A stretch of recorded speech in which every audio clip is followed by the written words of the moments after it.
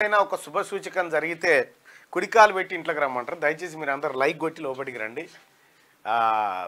Morning న్యూస్కి like బటన్ని click చేసి ఆ తర్వాత లోపలికి రండి. ఇలా చాలా చాలా గొప్ప విషయాలు మాట్లాడుకోవాల్సినటువంటి సందర్భం వచ్చింది. ఎందుకంటే చారిత్రాత్మకమైనటువంటి నిర్ణయం జాబ్ క్యాలెండర్. ఏ ఉద్యోగం ఏ రోజు నోటిఫికేషన్ వస్తుంది, ఎప్పుడు ఎగ్జామ్ జరుగుతుంది, ఎప్పుడు ఇంటర్వ్యూ ఉంటుంది, ఎప్పుడు పోస్టింగ్ ఇస్తారు, ఈ అన్నిటినీ క్లియర్గా జాబ్ క్యాలెండర్ ద్వారా ప్రకటించబోతుంది తెలంగాణ ప్రభుత్వం. నిన్న క్యాబినెట్లో తీసుకున్నటువంటి అత్యంత కీలకమైనటువంటి ఈ నిర్ణయాన్ని దయచేసి నిరుద్యోగులు మేధావులు అంతా స్వాగతం పలకాల్సిందిగా మీకు రిక్వెస్ట్ చేస్తూ, కాంగ్రెస్ పార్టీ తన మేనిఫెస్టోలో ఇచ్చినటువంటి ప్రతి హామీని నిలబెట్టుకోవడం కోసం ఇవాళ చారిత్రాత్మకమైనటువంటి నిర్ణయాలు తీసుకుంటూ ఉంది. సహజంగానే ఇలాంటి నిర్ణయాలు తీసుకోలేనప్పుడు విపక్షం ఏదో గలాటా సృష్టించి ఏదో ఆందోళన చేసి ప్రజల్ని డైవర్ట్ చేసేటువంటి కార్యక్రమాలు చేస్తాయి. అయితే ప్రజలు మాత్రం చాలా క్లియర్గా ఉన్నారు. చాలా ఏం జరుగుతూ ఉంది రాష్ట్రంలో, నిరుద్యోగుల పక్షాన రాష్ట్ర ప్రభుత్వం ఎట్లా నిలబడ్డది, రైతుల పక్షాన ఎట్లా నిలబడ్డది, ఆ తర్వాత మహిళల పక్షాన ఎట్లా నిలబడ్డది, ఉద్యోగస్తుల పక్షాన ఎట్లా నిలబడ్డది, క్లియర్గా ఎప్పటికప్పుడు కేసీఆర్ పాలసీలు అడుగుతూ ఉండు. అసలు పాలసీ ఏందంటే ఇక ఆ పాలసీలు మహిళా లోకాన్ని ఉద్ధరించే దిశగా మహిళలకు 500 రూపాయలకే సిలిండర్, ఉచిత బస్సు రవాణా, 200 యూనిట్ల కరెంటు ఫ్రీ, ఆ రకంగా మహిళలకు రైతన్నలకు 2 లక్షల రూపాయల రుణమాఫీ, సన్న వడ్లు పండిస్తే 500 రూపాయల మద్దతు ధర అదనంగా, ప్లస్ రైతులకు ఎక్కడ కూడా ఇబ్బంది కాకుండా 24 గంటల కరెంటు, తర్వాత కాలువలు ఇతరత్రాల ద్వారా రైతులకు సాగునీరు అందించేటువంటి కార్యక్రమం. ఇక ఎవరాలు ఇది రైతులకు సంబంధించినటువంటి అంశం. ఇక ఉద్యోగస్తుల విషయానికి వస్తే, ఉద్యోగ సోదరులారా, ఎప్పుడు వస్తాయో తెలియని జీతాల దగ్గర నుంచి 1 తారీఖునే జీతాలు, 1 తారీఖు రోజు జీతాలు ఇచ్చి డిఏలకు సంబంధించి పెండింగ్ ఏరియర్స్ కొన్ని ఇస్తూ, ప్రమోషన్లు ఇస్తూ, అసలు బదిలీలు అంటే ఎట్లుంటాయో తెలియకుండా కేసీఆర్ పరిపాలన చేస్తే బదిలీల ప్రక్రియను చేపట్టి ఇవాళ ఉద్యోగస్తులకు భారం కాకుండా, పని ఒత్తిడి జరగకుండా కొత్త ఉద్యోగస్తులను తీసుకొస్తూ ఇటు ఉద్యోగ వర్గాలను సంతోషపెట్టింది. తాజాగా నిరుద్యోగులకు సంబంధించి ఇప్పటికీ 40 కాంగ్రెస్ పార్టీ ప్రభుత్వం వచ్చిన తర్వాత 40,000 మంది కొత్త ఉద్యోగస్తులు ప్రభుత్వంలో కలిసిరు. మళ్ళీ మెగా డిఎస్సి వేయబోతా ఉంది. అలాగే నిరుద్యోగుల కోసం కళ్ళు కాయలు కాసేలా ఎదురు చూడకుండా, ఎప్పుడు పడుతుందో నోటిఫికేషన్ తెలవనంతగా కన్ఫ్యూజన్లో ఉండకుండా కాంగ్రెస్ పార్టీ మేము పట్టభద్రుల ఎమ్మెల్సీ ఎన్నికల్లో కూడా ఏ హామీలైతే ఈ వర్గాలకు ఇచ్చినామో ఆ హామీలన్నింటినీ వరుస క్రమంలో నెరవేర్చుకుంటూ వస్తూ ఉంది కాంగ్రెస్ పార్టీ. ఇవాళ ఉద్యోగ క్యాలెండర్ని, జాబ్ క్యాలెండర్ని ఇవాళ కాంగ్రెస్ పార్టీ ప్రభుత్వం ప్రజాపాలన గౌరవ ముఖ్యమంత్రి రేవంత్ రెడ్డి గారి చేతుల మీదుగా ఇవాళ అసెంబ్లీలో ప్రకటన చేయబోతా ఉన్నారు. ఇంకా అంతేకాదు సోదరులారా, అక్కడితో అయిపోలే. యువతకు నైపుణ్యమైనటువంటి విద్యను అందించడం కోసం, స్కిల్స్ డెవలప్మెంట్ కోసం స్కిల్స్ యూనివర్సిటీని ఇవాళ ముచ్చర్లలో ఓపెన్ చేసుకోవడం జరిగింది. కేసీఆర్ ఏమో మల్లారెడ్డి యూనివర్సిటీ, పల్లా రాజేశ్వరరెడ్డి యూనివర్సిటీలు ఓపెన్ చేస్తే కాంగ్రెస్ పార్టీ ప్రభుత్వం ముఖ్యమంత్రి రేవంత్ రెడ్డి గారు ప్రభుత్వ యూనివర్సిటీని ఓపెన్ చేసిండు, స్కిల్స్ యూనివర్సిటీని, స్కిల్ డెవలప్మెంట్ యూనివర్సిటీని. ఈ రకంగా అటు యువతకు ఇటు ముఖ్యమంత్రి గారు ఇన్ని వర్గాలకు సంబంధించినటువంటి సంక్షేమాన్ని మీరు కాంక్షించిర్రు, కానీ ఈ గ్రామీణ స్థాయిలో ఉన్నటువంటి పాఠశాలలను కూడా ఒక గాడిన పెట్టాల్సినటువంటి అవసరం ఉంది. నిన్న నేను సభలో మాట్లాడుతూ ఒక అంశాన్ని ప్రభుత్వం ముందు పెట్టిన, ప్రభుత్వ పాఠశాలలు, ప్రభుత్వ కళాశాలలు అనుకోండి, జూనియర్ వరకు +2 వరకు, ఇక్కడికి ఒక పాఠశాలకి ఆ మండలంలో ఉన్నటువంటి ఎస్ఐ గారు ఒక 45 నిమిషాలు ఆ పాఠశాలకు పోయి అసలు క్రైమ్ అంటే ఏంది, క్రైమ్కి ఎలాంటి శిక్షలు ఉంటాయి, ఈ పోలీస్ డ్రెస్ ఏంది, ఆ తర్వాత ఈ పోలీసులో ఉండేటువంటి చట్టాలేంటి, తప్పు చేస్తే ఎలాంటి శిక్షలు ఉంటాయి, తద్వారా కుటుంబాలు ఎట్లా ఛిద్రమవుతాయి అని ఆ ఎస్ఐ గారి ద్వారా లేదంటే ఒక కానిస్టేబుల్ ద్వారా ఆ క్లాస్లో ఒక 40 నిమిషాలు పాఠం చెప్పించాలి, అంటే అవగాహన కల్పించాలి. ఒకరోజు మరో వారం తహసీల్దార్ గారిని పంపాల, భూములేంటి, తహసీల్దార్ కార్యాలయంలో ఎవరెవరు పనిచేస్తారు, వాళ్ళు ఏం పనులు చేస్తారు, భూములేంటి, వాటి వివరాలు ఎట్లా రాస్తారు, సో తహసీల్దార్ కార్యాలయంలో క్యాస్ట్ సర్టిఫికేట్ ఎట్లా ఇస్తారు, ఇన్కమ్ సర్టిఫికేట్ ఎట్లా ఇస్తారు, ఇంకా ఏమేమి ఉంటాయి, అందులో ఉండే ఆర్ఐ బాధ్యతలు ఏంటి, అందులో ఉండేటువంటి వ్యవసాయ విస్తరణాధికారి బాధ్యతలు, ఇవన్నీ కూడా ఒక వారం, మరో వారం ఎంపీడీఓ గారిని పంపించాలా, మరో వారం ఏది ఏఈఓ అగ్రికల్చర్ ఎక్స్టెన్షన్ ఆఫీసర్ను పంపించాలా. ఇట్లా వివిధ డిపార్ట్మెంట్లకు సంబంధించినటువంటి అధికారులను ఆ ప్రభుత్వ పాఠశాలకు పంపించడం ద్వారా పిల్లల్లో పరివర్తన వస్తుంది. మీరు చూడండి ముఖ్యమంత్రి గారు, ఇప్పుడు గ్రామీణ స్థాయిలో పాఠశాల స్థాయికి గంజాయి వాతావరణం ఏర్పడ్డది. దీన్ని నివారించాలంటే పిల్లల మానసిక ప్రవర్తనలో మార్పు రావాలి. ఆ మార్పు రావాలంటే ఇటువంటి కార్యక్రమాల ద్వారా వస్తుంది. కాబట్టి ఈ కార్యక్రమాన్ని కూడా ప్రభుత్వం తీసుకుంటే సార్ మనకు పడేటువంటి అదనపు బర్డన్ లేదు, పైగా గ్రామీణ ప్రాంతంలో ప్రజలకు ఎక్కువ అవగాహన కల్పించిన ఏది పేరు కూడా రాష్ట్ర ప్రభుత్వానికి వస్తుంది. నిన్న మండల్లో నేను చేసినటువంటి సూచన ఇది.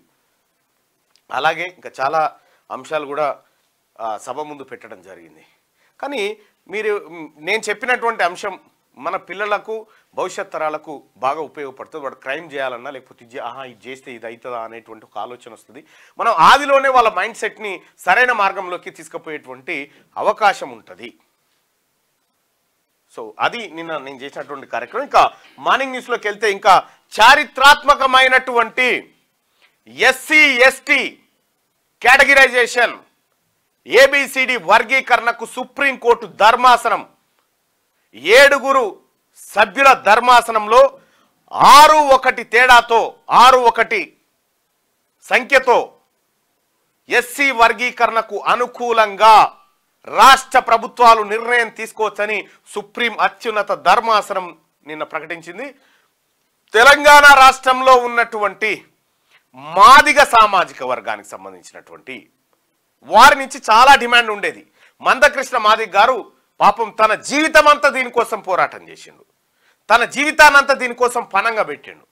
పణంగా పెట్టి ఏబిసిడి వర్గీకరణ కావాలని చెప్పి ఆయన పోరాటం చేస్తే అసలు ఈ వర్గీకరణ ఈ అంశాన్ని ఒకసారి మనం పరిశీలిస్తే ఇక రాసుడు ఎందుకులే కానీ ఇది ఏబిసిడి వర్గీకరణ అనేది 1994 ప్రాంతంలో ప్రకాశం జిల్లాలో ప్రారంభమైంది.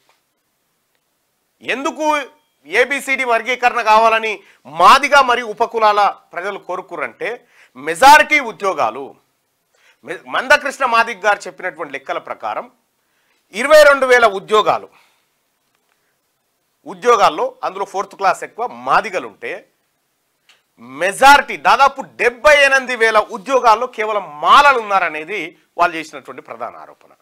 అలాగే రాజకీయ రంగంలో కూడా ఆ సమయానికి 6 ఎస్సీ రిజర్వ్డ్ కాన్స్టిట్యున్సీస్ ఉంటే 5 మాల 1 మాదిగ. జనాభా పరంగా చూస్తే తెలంగాణలో మాదిగల జనాభా అధికంగా ఉంటుంది, మాలల జనాభా తక్కువగా ఉంటుంది. అదే ఆంధ్ర ఆ తర్వాత రాయలసీమ కోస్తా ఇవి చూస్తే మాలల జనాభా కొన్ని జిల్లాల్లో ఎక్కువగా ఉంటుంది, మాదిగల జనాభా తక్కువగా ఉంటుంది. సో ఈ రకంగా వ్యత్యాసాలు వచ్చినప్పుడు చంద్రబాబు నాయుడు గారు 2000 సంవత్సరంలో ఏబిసిడి వర్గీకరణ కోసం జస్టిస్ రామచంద్ర ఓ కమిషన్ వేసిండు. కమిషన్ వేసి వర్గీకరణకు సంబంధించినటువంటి అంశాన్ని తెర మీదకి తెచ్చి అసెంబ్లీలో బిల్ పెట్టిండు. జీవో ఇచ్చి ఏబిసిడి వర్గీకరణ చేసి దాంట్లో ఏంది ఈడనా, దాంట్లో ఏ కేటగిరీలో, తర్వాత బి కేటగిరీలో, సి కేటగిరీలో, డి కేటగిరీలో, ఏ కేటగిరీకి 1%, బి కేటగిరీకి 7%, ఆ తర్వాత సి కేటగిరీకి 6%, ఆ తర్వాత డి కేటగిరీకి 1%. ఈ రిజర్వేషన్లు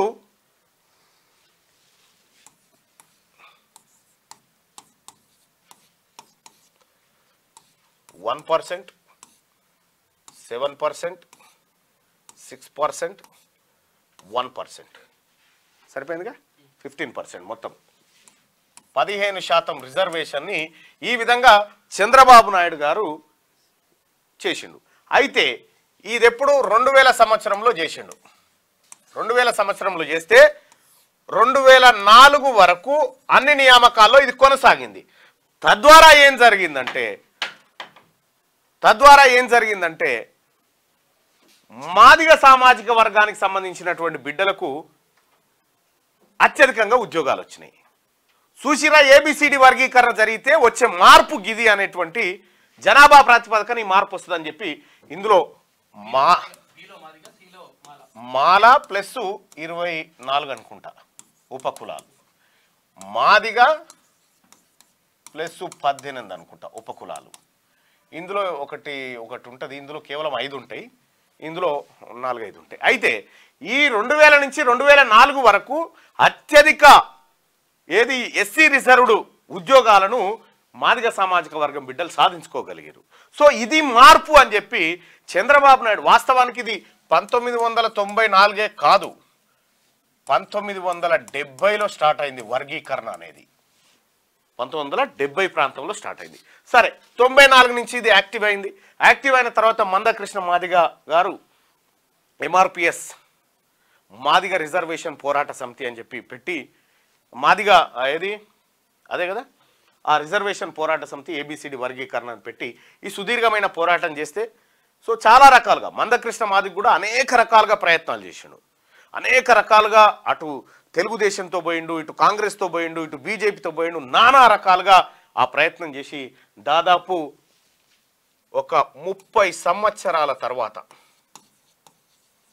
అంతేగా 30 సంవత్సరాల తర్వాత అది సుప్రీంకోర్టును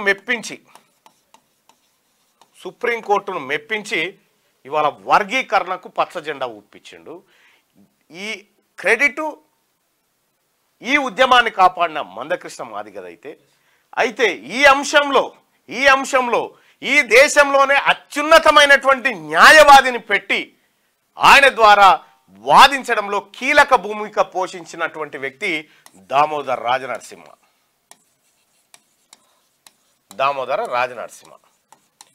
ఇప్పుడు ప్రస్తుతం మంత్రి, హెల్త్ మినిస్టర్, ఆయన పాత్ర అత్యంత కీలకమైనటువంటి పాత్ర. సో ఈ రకంగా చేశారు. అయితే 2004 వరకు జరిగితే దీన్ని సుప్రీంకోర్టు కొట్టేసింది.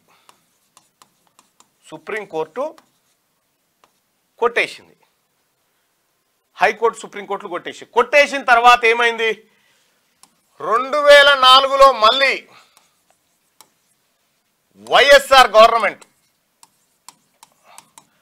అసెంబ్లీలో చట్టం చేసిరు. మళ్ళా అసెంబ్లీలో చట్టం చేసి రాష్ట్రపతికి పంపితే, ఫస్ట్ చంద్రబాబు నాయుడు గారు చేసినటువంటి చట్టాన్ని కేఆర్ నారాయణన్ అప్పుడు రాష్ట్రపతి, ఆయనకు పంపితే ఆయన ఆమోదం పొందిన తర్వాత కొట్టేసిరు. తర్వాత వైఎస్ఆర్ గారు ఈ అసెంబ్లీలో చట్టం చేసి ఈ ఏబిసిడి వర్గీకరణ జరగాలని చెప్పిండు. కాంగ్రెస్ పార్టీ ప్రభుత్వం 2004లో కొత్తగా ఏర్పడినప్పుడు చేయాలని చెప్పారు.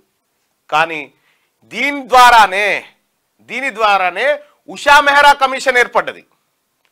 ఉషా మెహ్రా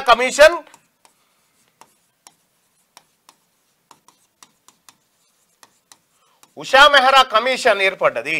ఈ కమిషన్ ఏర్పడడానికి కారణం కాంగ్రెస్ పార్టీ ప్రభుత్వం అసెంబ్లీలో చేసినటువంటి ఈ ఏబిసిడి వర్గీకరణ బిల్ ఏదైతే పాస్ చేసిరో దాని ద్వారా ఉషా మెహ్రా కమిషన్ ఏర్పడి ఉషా మెహ్రా కమిషన్ చెప్పినటువంటి సిఫార్సులు ఏంటంటే ఏబిసిడి వర్గీకరణ జరగాలి అనేటువంటి మాటను క్లియర్గా చెప్పింది. ఇవాళ ఏబిసిడి వర్గీకరణ జరగాలని చెప్పింది ఉషా మెహ్రా కమిషన్. ఉషా మెహ్రా కమిషన్ సిఫార్సులనే అప్పుడు చంద్రబాబు నాయుడు గారు వేసినటువంటి ఆ రిజర్వేషన్ అయితే ఉందో అది 5 సభ్యుల ధర్మాసనం తిరస్కరించింది. అయితే ఇప్పుడు నిన్న జరిగినటువంటి 7 సభ్యుల ధర్మాసనం ఏదైతే ఉందో 7 సభ్యుల ధర్మాసనం దీన్ని కొట్టేసింది ఈ తీర్పును. ఎస్, వర్గీకరణ చేసుకోవచ్చు అని చెప్పి ఉషా మెహ్రా కమిషన్ చెప్పినటువంటి మాటనే సుప్రీంకోర్టు చెప్పింది.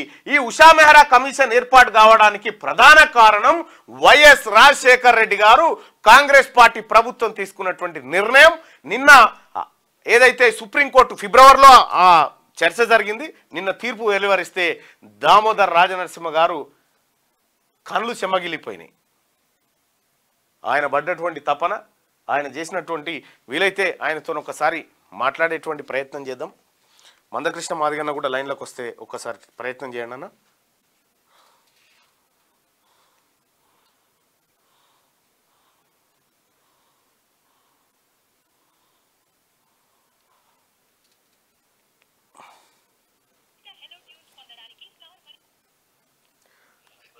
Sir good morning sir. Morning. Congratulation sir, మీరు నాతో పాటు లైవ్లో ఉన్నారు. హలో సార్, నేను తీన్మార్ మల్లన్న మాట్లాడుతున్నాను సార్. సార్, ఏబిసిడి వర్గీకరణకు సుప్రీంకోర్టు అత్యున్నత ధర్మాసనం నిర్ణయం తీసుకోవడం, ఆ తీర్పు కోసం మీరు పడ్డటువంటి శ్రమ, మీరు చేసినటువంటి ప్రయత్నం వెలగట్టలేని ప్రయత్నం సార్. నిన్న నిజంగా మీరు హ్యాపీగా నిద్రపోయి ఉంటారు నిన్నటితో. సంతోషంగా ఉంటుంది.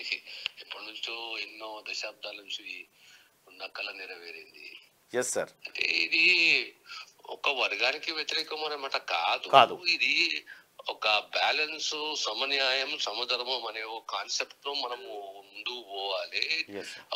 ఉన్న జాతిలో కూడా డిస్క్రిమినేషన్, అసమానత పెరగకూడదు అనేది ఒక ఆలోచన, ఒక ఆవేదన.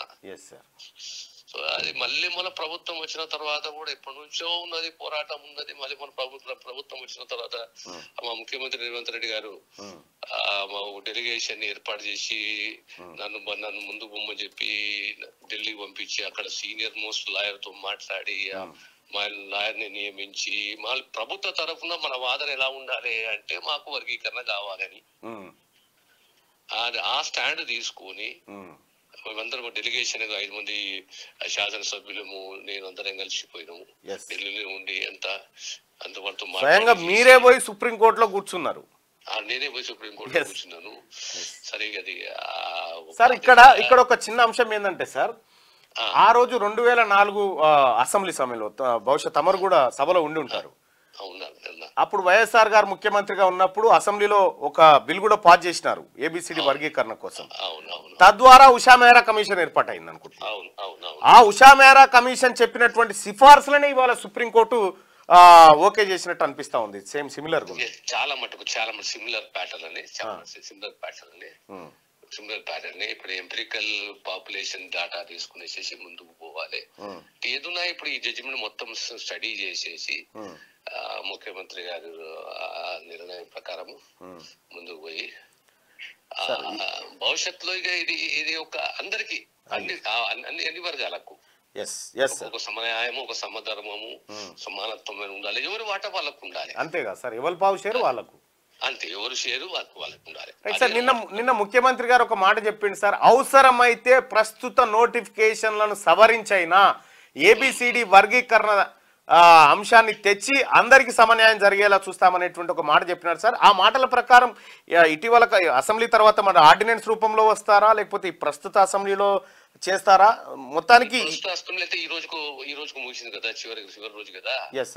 ఆ తర్వాత కూర్చునేసేసి ఆ జడ్జిమెంట్ మొత్తం స్టడీ చేసి ఆ లీగల్ ఒపీనియన్ తీసుకొని జడ్జిమెంట్ మొత్తం స్టడీ చేసి బేసిక్ ప్రిన్సిపల్ ఏమున్నది అంటే వర్గీకరణ అయిపోయింది, దీన్ని జనాభా తమాషా ప్రకారం చేయాలి, ఏ రీతిలో చేయాలి అనేది చాలా ఇంపార్టెంట్. అది స్టడీ చేసి నిర్ణయం తీసుకుంటారు. సార్ ఇంకోటి సార్, మాల సోదరులు చాలా సుదీర్ఘ కాలం పాటు ఈ వర్గీకరణను వ్యతిరేకించుకుంటూ వచ్చినారు సార్, వాళ్ళకి ఏమైనా మీరు చెప్పదలుచుకున్నారా సార్? నేను ఒక్కటే చెప్పదలుచుకున్నా, ఈడ మన అందరికీ ఆరాధ దైవం అంబేద్కర్, బాబాసాహెబ్ అంబేద్కర్. తన ఒకటే సిద్ధాంతం ఏంది అంటే వివక్ష ఉండకూడదు, అసమానత ఉండకూడదు, వివక్ష ఉండకూడదు, ఆత్మధైర్యం ఆత్మ గౌరవంతో బ్రతకాలి. మన దాంట్లోనే వివక్షలు, మన దాంట్లోనే అసమానతలు, మన దాంట్లోనే ఈర్ష్యాద్వేషాలు, మన దాంట్లోనే ఆర్థిక సామాజిక అసమానతలు ఉంటే ఒక పెద్ద తప్పు మెసేజ్ పోతుంది బయటికి. సో ఇక్కడ ఎవరికొకరు వ్యతిరేకం కాదు, ఎవరికి ఒకరము ద్వేషాలు రాగద్వేషాలు ఏవి లేవు. ఇప్పుడు ఎవరు వాటా తీసుకుంటే అయిపోతుంది కదా, అంతే సింపుల్ గా ఎవరు వాటా వాళ్ళు తీసుకోవాలి.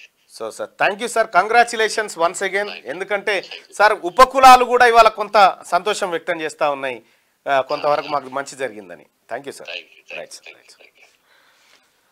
అది హెల్త్ మినిస్టర్ గారు చెప్తున్నటువంటి మాట, ఇది జరిగినటువంటి అంశం. ఇక మార్నింగ్ న్యూస్లోకి వెళ్దాం, సమయం ఎక్కువ అయిపోయిందా? ఓ రైట్, మార్నింగ్ న్యూస్లోకి వెళ్తే ముందుగా వెలుగు దినపత్రిక చూసుకుందాం. 3వ మెడల్ వచ్చేసింది. షూటర్ స్వప్నిల్ కుశాలేకు కాంస్యం, సింధు, నిఖిత్, శ్రీజ, సాత్విక్ ఇంటిదారి. పారిస్ ఒలింపిక్స్ లో ఇండియా షూటర్లు పతకాల మోత మోగించారు. మను బకర్ ఇప్పటికే 2 పతకాలు రాబట్టగా ఇప్పుడు మరో షూటర్ స్వప్నిల్ కుశాలే దేశానికి 3వ కాంస్య పథకం అందించాడు. పురుషుల 50 మీటర్ల రైఫిల్ 3 పొజిషన్స్ విభాగంలో 3వ స్థానంలో నిలిచి కంచు పథకం అందుకున్నాడు. కానీ మిగతా పోటీల్లో ఇండియాకు చుక్కెదురైంది. స్వర్ణం తెస్తారని ఆశించిన షట్లర్లు పివి సింధు, సాత్విక్ సాయిరాజ్, చిరాగ్ తొలి ఒలింపిక్స్ లోనే పథకంపై గురిపెట్టిన నిఖత్ జరీన్తో పాటు టేబుల్ టెన్నిస్ ప్లేయర్ ఆకుల శ్రీజ తమ మ్యాచ్లో ఓడిపోయి ఒలింపిక్స్ నుంచి నిష్క్రమించారు. వచ్చిన దానికంటే పోయిన వాళ్ళు ఎక్కువ ఉన్నారు. మొత్తానికైతే 3 కాంస్యాలు వచ్చినాయి. సరిగా అది ఇవాళ సాగర్ ఎడమ కాలువ నుంచి నీళ్లు విడుదల. నాగార్జున సాగర్ ప్రాజెక్టులో నీటి మట్టం పెరుగుతోంది. ప్రాజెక్టు పూర్తిస్థాయి నీటి నిల్వ సామర్థ్యం 590 అడుగులు కాగా గురువారం 537 అడుగులకు చేరింది. ఎడమ కాలువ ద్వారా శుక్రవారం నీటిని విడుదల చేయబోతా ఉన్నారు. నాగార్జున సాగర్లో ఇవాళ నీటిని విడుదల చేసే కార్యక్రమం జరగబోతా ఉంది. ఇదిట్లుంటే ఎస్సీ ఎస్టీ వర్గీకరణకు సుప్రీం ఓకే, ఆ అధికారం రాష్ట్రాలకు ఉంటుందని వెల్లడి. 6-1 మెజార్టీతో రాజ్యాంగ ధర్మాసనం చారిత్రాత్మక తీర్పు. సిజేఐ సహా 6 న్యాయమూర్తులు సమర్థించగా వ్యతిరేకించిన జస్టిస్ బేలా త్రివేది. 2004 నాటి 5 సభ్యుల ధర్మాసనం తీర్పును పక్కన పెట్టిన కోర్టు విద్యా ఉద్యోగాల్లో రిజర్వేషన్ల అమలుకు ఉపవర్గీకరణ చేయొచ్చని వెల్లడి. అయితే రాజకీయ ప్రయోజనాల కోసం మాత్రం చేయొద్దని స్పష్టీకరణ. రాజకీయంగా లేదు, ఓన్లీ వీటి కోసమే.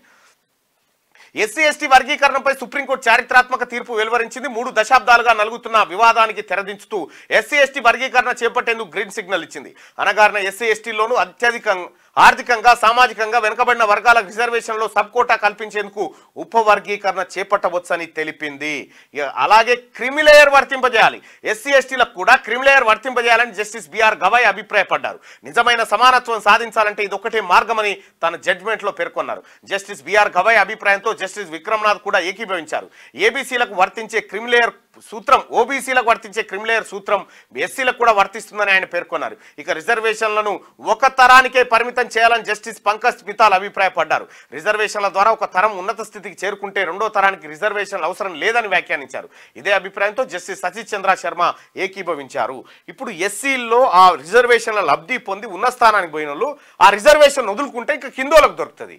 కానీ వాళ్ళే తరతరాలుగా వాడుకుంటూ పోతే అందులో ఉన్న పేదవాడుగానే మిగిలిపోతా ఉన్నాడు అనేది వీళ్ళ అభిప్రాయం. సో ఇది నిన్న చారిత్రాత్మకమైనటువంటి తీర్పు. ఈ రోజును చాలా గొప్ప రోజుగా భావిస్తూ ఉంది ఎస్సీ సామాజిక వర్గంలోని కొందరు. ఇక త్వరలో రేషన్ కార్డులు, ఆరోగ్యశ్రీ కార్డులు కూడా విధి విధానాల ఖరారుకు కేబినెట్ సబ్ కమిటీ ఏర్పాటు. కేబినెట్ మీటింగ్ లో నిర్ణయం, జాబ్ క్యాలెండర్ కు ఆమోదం ఇవాళ అసెంబ్లీలో రిలీజ్. గవర్నర్ కోట ఎమ్మెల్సీలుగా కోదండరాం, అమీర్ ఖాన్ పేర్లు మళ్లీ సిఫార్సు. మల్లన్న సాగర్ నుంచి హైదరాబాద్ కు తాగునీళ్లు, గౌరవెల్లి ప్రాజెక్టు పూర్తి చేసేందుకు 437 కోట్లు. జీహెచ్ఎంసీలో 45 ఔటర్ గ్రామాల విలీనంపై కేబినెట్ సబ్ కమిటీ. క్రీడాకారులు ఈషా సింగ్, నిఖత్ జరీన్, మహమ్మద్ సిరాజ్ కు 600 గజాల చొప్పున ఇంటి స్థలం. కేబినెట్ నిర్ణయాలు వెల్లడించిన మంత్రులు పొన్నం, పొంగులేటి. ఇక త్వరలో అర్హులందరికీ రేషన్ కార్డులు ఆరోగ్యశ్రీ కార్డులు అందజేయాలని రాష్ట్ర కేబినెట్ నిర్ణయించింది. ఇందుకోసం విధి విధానాలు ఖరారు చేసేందుకు రెవెన్యూ, సివిల్ సప్లై, ఆరోగ్య శాఖల మంత్రులతో కేబినెట్ సబ్ కమిటీ ఏర్పాటు చేసింది. రేషన్ కార్డులు ఆరోగ్యశ్రీ కార్డులు వేర్వేరుగా ఇవ్వాలని నిర్ణయించింది. అలాగే జాబ్ క్యాలెండర్ కు కేబినెట్ ఆమోదం తెలిపింది. దీన్ని ప్రభుత్వం శుక్రవారం అసెంబ్లీలో ప్రవేశపెట్టి చర్చించనుంది. గవర్నర్ కోట ఎమ్మెల్సీలుగా ప్రొఫెసర్ కోదండరాం, అమీర్ అలీ ఖాన్ పేర్లను ప్రతిపాదిస్తూ గవర్నర్ ఆమోదానికి మళ్లీ ఫైల్ పంపించాలని కేబినెట్ లో నిర్ణయం తీసుకున్నారు. వీళ్ళిద్దరి పేర్లను గతంలో పంపిస్తే గవర్నర్ తిప్పి పంపారు. బుధవారం అసెంబ్లీ కమిటీ హాల్లో సీఎం రేవంత్ రెడ్డి అధ్యక్షతన కేబినెట్ సమావేశం జరిగింది. మధ్యాహ్నం 3:30 ప్రారంభమైన మీటింగ్ దాదాపు 2 గంటల పాటు కొనసాగింది. ఇందులో పలు కీలక నిర్ణయాలు తీసుకున్నారు. మీటింగ్ అనంతరం మంత్రివర్గ సమావేశ వివరాలను మంత్రులు పొంగులేటి శ్రీనివాసరెడ్డి, పొన్నం ప్రభాకర్ మీడియాకు వెల్లడించారు. మళ్ళీ ఎవరు కోదండరాం అలాగే అమీర్ అలీ ఖాన్ వీళ్ళిద్దరి పేర్లను మళ్ళీ కేబినెట్ సిఫార్సు చేయబోతోంది. క్రీడాకారులు ఎవరైతే మహమ్మద్ సిరాజు, ఆ తర్వాత నిఖత్ జరీన్, ఈషా సింగ్, ఆకుల శ్రీజగ్ కూడా ఇస్తే అయిపోయేది కదా, ఆ అమ్మాయి కూడా ఇస్తే అయిపోయేది. 600 గజాల జాగా ఇంటి స్థలం ఇవ్వబోతా ఉన్నారట. కేబినెట్లో ఈ నిర్ణయాలు తీసుకున్నారు. అయితే జాబ్ క్యాలెండర్కు ఆమోదం తెలిపింది కేబినెట్. ఇవాళ అసెంబ్లీలో ముఖ్యమంత్రి గారు ప్రకటించబోతా ఉన్నారు జాబ్ క్యాలెండర్. ఇది ఇట్లుంటే వచ్చే సీజన్లో గౌరవెల్లి నుంచి నీళ్లు పొన్నం. వచ్చే సీజన్ కల్లా గౌరవెల్లి ప్రాజెక్టు ద్వారా నీళ్లు అందజేస్తామని మంత్రి పొన్నం ప్రభాకర్ తెలిపారు. భూ నిర్వాసితుల సమస్యలు పరిష్కరిస్తామని చెప్పారు. కేసీఆర్ సీఎం అయ్యాక గౌరవెల్లి ప్రాజెక్టు కుర్చీ వేసుకొని కడతానని చెప్పారు. కానీ ఆ తర్వాత పట్టించుకోలేదు.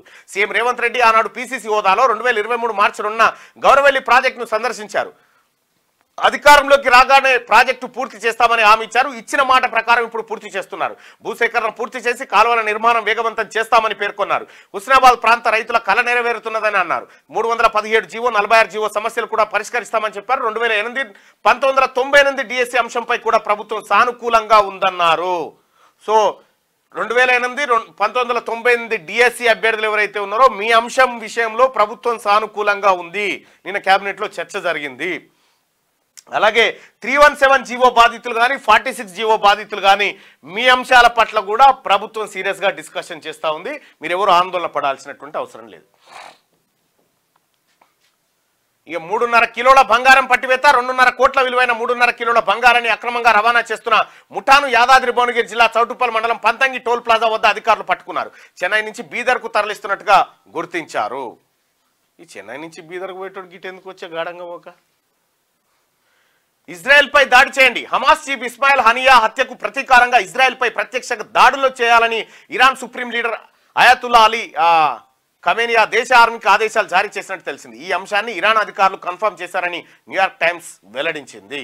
హమాస్ అధినేతను హత్య చేశారు కదా దానికి. ఇక పార్లమెంటు బిల్డింగ్ లో వాటర్ లీకేజీ. గ్లాస్ డోమ్ నుంచి లాబీలోకి ఉరిసిన నీళ్లు. వీడియోలు తీసి వైరల్ చేసిన ప్రతిపక్ష నేతలు. బయట పేపర్ లీక్, లోపల వాటర్ లీక్ అంటూ సెటైర్లు. గ్లాస్ డోమ్ జిగురు కారణమని ఫిక్స్ చేశామన్న అధికారులు పార్లమెంటు డోమ్ కాడ్ నుంచి నీళ్లు కురుస్తా ఉన్నట. దాన్ని నిన్న సోషల్ మీడియాలో వైరల్ చేసి బయట పేపర్ లీక్ అయింది, లోపల వాటర్ లీక్ అయిందని చెప్పి నిన్న ట్రోల్ చేసిరు ప్రభుత్వం మీద. బకెట్ కూడా పెట్టిరు. గర్భిణీల కోసం వెయిటింగ్ రూమ్లు. డెలివరీకి వారం రోజుల ముందే హాస్పిటల్కి తరలింపు. ఏజెన్సీ ప్రాంతాల్లోని ఆడబిడ్డలకు చేయుతో. ఆదిలాబాద్ జిల్లాలో 7 పిహెచ్సిలో ప్రత్యేక గదులు. ఇప్పటికే 20 మందికి డెలివరీ. 163 హై రిస్క్ గ్రామాల్లోని గర్భిణీల డేటా సేకరించి సో ఈ రకంగా గర్భిణీలకు సంబంధించినటువంటి జాగ్రత్తలను రాష్ట్ర ప్రభుత్వం తీసుకుంటా ఉంది. వాళ్ళ కోసం సపరేట్గా రూములు ఏర్పాటు చేసి వారం రోజుల ముందే వాళ్ళని పిలిపించుకొని తద్వారా వాళ్ళకు మంచి చేసి అరే ఇది ఇట్లా వచ్చిందే.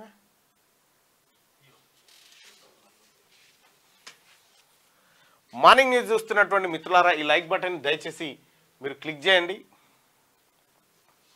ఈ లైక్ బటన్ని ఒక్క నిమిషం క్లిక్ చేయాల్సిందిగా మీకు రిక్వెస్ట్ చేస్తా ఉన్నా. ఇక ఇది తీన్మార్ మల్లన్న అఫీషియల్ వాట్సాప్. ఇది ఈ వాట్సాప్ దీనిపైన క్లిక్ చేస్తే వాట్సాప్ ఛానల్లో మీరు ఎంటర్ కావచ్చు. వస్తుందా?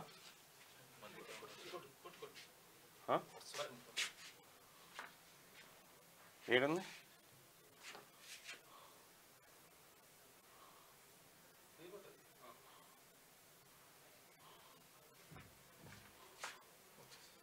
రాలే, అది కూడా అట్లే ఉంది. ఓకే,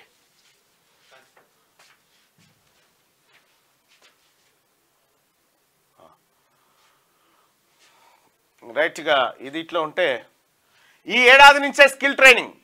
ఎస్సీ ఎస్టీ బీసీ మైనార్టీలకు ఫీజు రియంబర్స్మెంట్ అందజేస్తాం. స్కిల్ వర్సిటీలో సీటు వస్తే జాబ్ గ్యారంటీ అనేలా శిక్షణ. భవిష్యత్తులో అన్ని జిల్లాల్లో అనుబంధ కాలేజీలను ఏర్పాటు చేయబోతా ఉంది. స్కిల్ యూనివర్సిటీకి నిన్న రాష్ట్ర ప్రభుత్వం శంకుస్థాపన చేసింది. గురువారం రంగారెడ్డి జిల్లా కందుకూరు మండలం మీర్ఖాన్పేటలో స్కిల్ యూనివర్సిటీ నిర్మాణానికి శంకుస్థాపన చేస్తున్న సీఎం రేవంత్ రెడ్డి పక్కన డిప్యూటీ సీఎం బట్టి, స్పీకర్ గడ్డం ప్రసాద్ కుమార్ తదితరులు ఇందులో చూడొచ్చుగా. చెల్లె కోసం మాట్లాడకుండా అక్కలతో రాజకీయాల.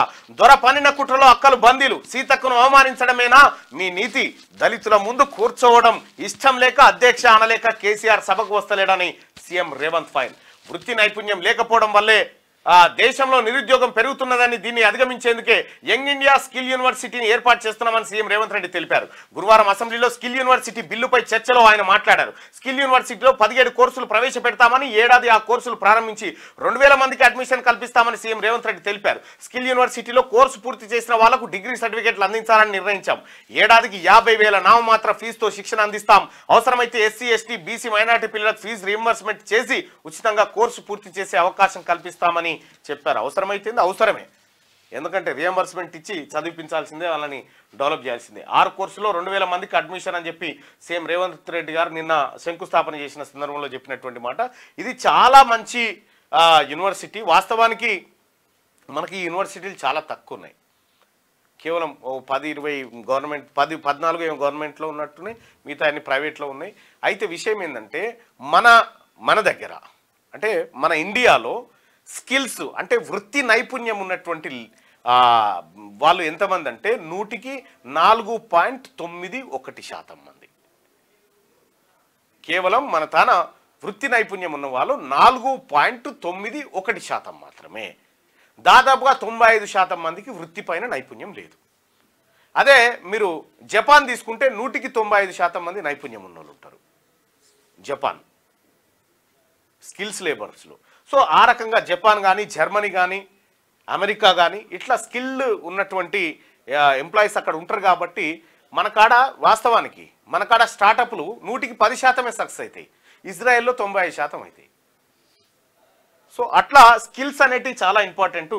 సో ఆ రకంగా అయినటువంటి వాతావరణం కోసం రాష్ట్ర ప్రభుత్వం చొరవ తీసుకుంది. ఇక ఇది మాటల కందని విషాదం. నాన్న చనిపోయినప్పటంతా బాధపడుతున్న రాహుల్. వయనాడు బాధితులకు అండగా ఉంటాం. ఇక్కడి ప్రజల కష్టాన్ని దేశం మొత్తం చూస్తున్నది. అనాథ పిల్లలను ఆదుకుంటామని ప్రియాంక వయనాడులోని చురల్మలాను సందర్శించిన కాంగ్రెస్ నేతలు. ముప్పాడిలోని రిలీఫ్ క్యాంపులో ఓ బాధితురాల్ని ఓదారుస్తున్న రాహుల్ అంటూ ఒక వార్త. ఈ వయనాడులో జరిగినటువంటి ఈ భీకరమైనటువంటి వర్షాలు, కొండ చర్యలు విరిగిపడడం లాంటి కొన్ని జీవితాలను ఛిద్రం చేసినాయి. ఆ బాధితులను ఓదార్చింది రాహుల్ గాంధీ కుటుంబం అక్కడికి వెళ్ళి. ఇక మరో 4 మెడికల్ కాలేజీలకు పర్మిషన్. ఒక్కో కాలేజీలో 50 MBBS సీట్లు. మరో 4 కాలేజీలకు ఆగిన పర్మిషన్లు. భవనాల లీజ్ సరిగా లేదన్న ఎన్ఎంసీ. అప్పీల్కు మరో ఛాన్స్. హెల్త్ HOD పోస్టులకు కేబినెట్ ఆమోదం తెలిపింది. సో మరో 4 మెడికల్ కాలేజీలకు పర్మిషన్ వచ్చింది. ఇక ఇది ఇట్లా ఉంటే తీన్మార్ చూద్దాం. పట్టాలు తప్పిన మరో రైలు. పట్టాల మీద వెళ్ళే ట్రైన్కు ఒక టికెట్ ఇవ్వండి సార్ అని అడుగుతున్నాడు ఆయన. పట్టాల మీద వెళ్ళే ట్రైన్కు ఒక టికెట్ ఇవ్వండి సార్ అని చెప్పి అడుగుతా ఉన్నాడు. దయచేసి మార్నింగ్ న్యూస్ చూస్తున్నటువంటి మిత్రులారా ఈ వాట్సాప్ గ్రూప్లో చేరండి. అలాగే మార్నింగ్ న్యూస్ని దయచేసి లైక్ చేయండి.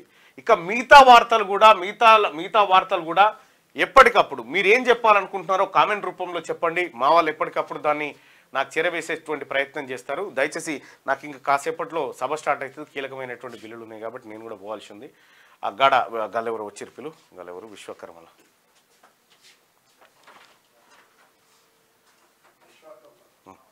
రైట్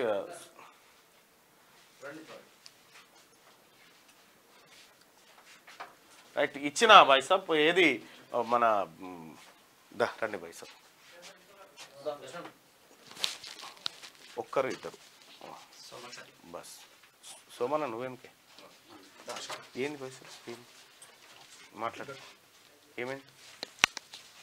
ఈరోజు మాకు మా సమస్యలపై మేము రాష్ట్రంలో కమ్మరి వడ్రంగుల సమస్యలపై 119 మంది ఎమ్మెల్యేలకు శాసన మండలి సభ్యులకు అందరికీ కూడా మా సమస్యలపై మెమోరాండం ఇవ్వడం జరిగింది. అసెంబ్లీ సమావేశాల్లో మాట్లాడాలని ఒక 4 ఎమ్మెల్యేలు అసెంబ్లీలో మాట్లాడారు. ఎమ్మెల్సీ అయినటువంటి మన తీన్మార్ మల్లన్న నిజంగా చెప్తున్నా కనివిని ఎరగని రీతిలో మా కమ్మరి వడ్రంగి సమస్యలపై మాట్లాడి మా యొక్క సమస్యలపై ప్రభుత్వానికి నివేదిక అందియాలని చెప్పేసి శాసన మండలి చైర్మన్ ద్వారా ప్రభుత్వానికి పంపించి సమస్యలు పరిష్కరించే విధంగా కృషి చేసినందుకు ఇవాళ ఎమ్మెల్సీగా గెలిచిన తర్వాత ఇవాళ అట్టడుగున ఉన్నటువంటి బడుగు బలైన వర్గాలకు ఒక ఆశాదీపంలాగా మాకు ఇవాళ తీర్మార్ మల్లన్న కనిపిస్తున్నాడు. అతని ద్వారా రాబోయే రోజులలో కూడా అట్టడుగు బడుగు బలైన వర్గాలకు అందరూ కూడా న్యాయం జరుగుతుంది. రాబోయే రోజులలో మాకు అందరికీ ఇవాళ మినుకుమని దీపం ఉంటుందా పోతుందా అనే విషయాలల్లో ఇవాళ తీర్మార్ మల్లన్న ఎమ్మెల్సీగా గెలిచి ఎవరికి లాభం జరిగిందంటే ఇవాళ రాష్ట్రంలో ఉన్నటువంటి కమ్మరి వడ్రంగులకి మొట్టమొదటిగా న్యాయం జరిగిందని చెప్పేసి నేను అందరికి కూడా నేను తెలియజేస్తున్నా.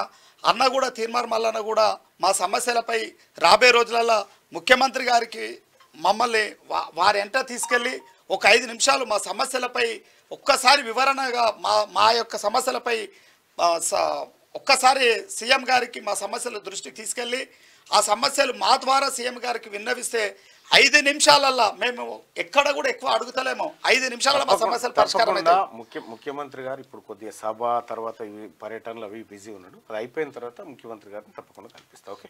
మాకు ఇంకొకటి సార్, తెలంగాణ రాష్ట్రంలో కమ్మరి వడ్రంగంలో తెలంగాణ రాష్ట్రం ఏర్పడాలని చెప్పేసి ఎన్నో ఉద్యమాలు చేసినాం. మా యొక్క కులసుడైనటువంటి శ్రీకాంతాచారి కూడా తెలంగాణ గురించి అమరుడయ్యిండు. అట్లనే జయశంకర్ సార్ కూడా మా కులస్తుడే. కానీ తెలంగాణ రాష్ట్రం ఏర్పడిన తర్వాత 10 సంవత్సరాలలో ఒక్కరోజు కూడా మేము సీఎంని కలవాలని ఎన్నిసార్లు ప్రయత్నం చేసినా ఒక్కసారి కూడా మాకు ఒక్కరోజు కూడా మాకు అపాయింట్మెంట్ ఇవ్వలేదు. అదే 100 రోజులల్లో మేము రేవంత్ రెడ్డి గారు మా యొక్క విన్నపాన్ని మన్నించేసి మాకు మా మెమరాండం తీసుకున్నాడు కాబట్టి వారికి ప్రత్యేకమైన అభినందనలు శుభాకాంక్షలు. కలుస్తాడు. గత ప్రభుత్వం లెక్క కాదు ఈ ప్రభుత్వం, ఇది ప్రజల ప్రభుత్వం. మీరు ఫస్ట్ నేను చేసే రిక్వెస్ట్ ఏంటంటే మీ విశ్వకర్మలు ఎవరైతే 5 ఉన్నారో మీరు ఐక్యంగా ఉండండి. మీరు ఐక్యంగా అండి ఫస్ట్, ఆ తర్వాత మీరు కండి, తద్వారా మీకు మంచి జరుగుతుందని చెప్తాను సార్. మేము సమస్యలు వేరైనా మేము అంతా కలిసే ఉన్నాము. మేము మొన్న ఒక ధర్నా కార్యక్రమం పెట్టుకుంటే 5 డయలాగులు వచ్చిర్రు, అంతా కలిసే ఉన్నాము. ఒకరి గురించి ఒకరం సహకరించుకుంటే ముందరికెళ్తున్నాము. సమస్యలు అలాగలాగా ఉన్నాయి సార్. స్వర్ణకారులకు సమస్యలు అలాగా వాళ్ళదొకటి, మాది కార్పెంటర్స్కు సంబంధించింది, కమ్మరులకు సంబంధించింది సమస్యలు అలా. కాబట్టి మేము విడివిడిగా సమస్యలపై పోరాటం చేస్తున్నా. అంతర్గతంగా మేము మాత్రం 5 ఒకటే సార్. ఎవరు ఏమనుకున్నా సరే కానీ మేము విశ్వబ్రాహ్మణులం అంతా ఒకటే. మేము మీ ద్వారా మేము ఖచ్చితంగా మీ కూడా మాటిస్తున్నాం సార్. మా సమస్యలు పరిష్కరించడానికి మా ఎమ్మెల్సీ గారైనటువంటి తీర్మార్ మల్లన్న ఖచ్చితంగా ఉండాలి సార్. అయ్యా నేను ఎమ్మెల్సీ హోదా నేను మీ జీతగానే మీకు తెలియదు. నన్ను గెలిపించింది ప్రజలు. మేము ప్రజలకు సేవ చేయాలి, ప్రజలు అప్పచెప్పినా పని చేయాలి అంతే. మీరు పని అప్పచెప్తే మేము చేయాలి అంతే. దానికి ధన్యవాదాలు ఏం అక్కర్లేదు, మా బాధ్యత అది. Okay, right. దర్శన్ వచ్చా.